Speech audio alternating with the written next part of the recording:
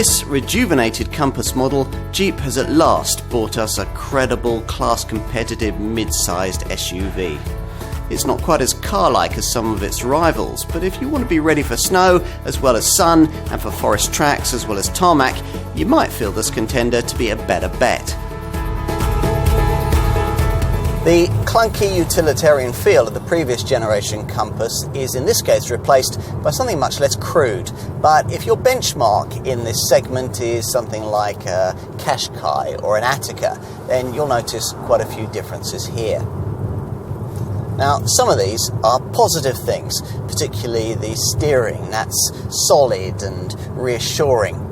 Other aspects of Jeep motoring may not be quite as welcome. The long throw gear change, for example, is more ponderous. The engines on offer lack a little in terms of ultimate refinement, and you're obviously not going to get the cornering agility that a mere hatchback-derived crossover is going to give you. But then, that kind of car doesn't need to form the basis for what Jeep calls trail-rated design.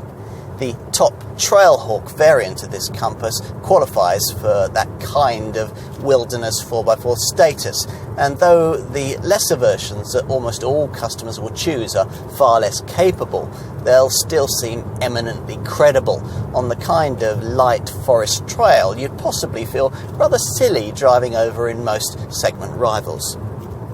As for the mechanicals, well, essentially there are three levels of Compass ownership.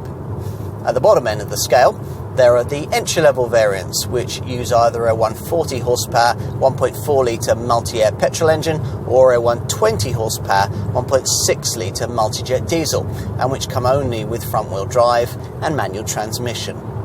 At the opposite end of the lineup lie the pricey 170 horsepower variants, a tuned-up version of that 1.4 litre multi-air petrol engine or a 2 litre multi-jet diesel, derivatives offered only with four-wheel drive and the brand's rather slow-shifting 9-speed auto gearbox.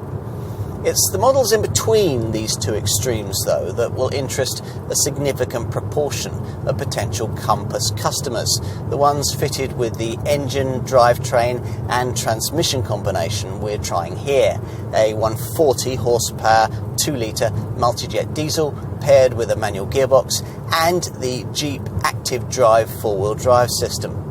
This comes paired to the brand's excellent Select Terrain system, which allows you to choose between a series of customised drive settings to suit the ground that you're travelling over. The 2 litre multi-jet 140 horsepower 4x4 variant can tow up to 1.9 tonnes, and it manages 46.3 miles to the gallon on the combined cycle and 138 grams per kilometre of CO2. Cars of this kind used to be called crossovers. Then we got told to call them SUVs.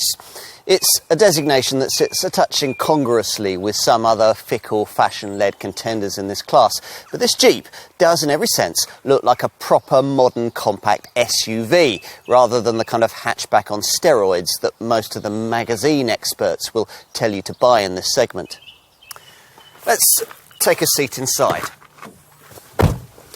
Again, the aggressively stylised touches of the Renegade are missing here, the cabin instead favouring a more mature, downscaled Grand Cherokee demeanour that Jeep thinks is more appropriate to the segment.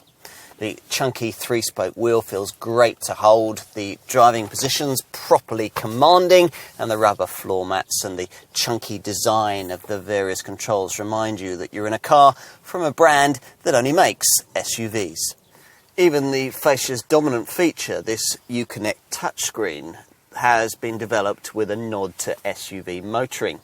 Get yourself a model where the base 5-inch monitor has been upgraded to this 8.4-inch display, and once you've downloaded an appropriate app, you'll be able to use a Jeep Skills feature that measures drive, pitch, roll, pressure and altitude to give you real-time feedback on your off-road driving abilities.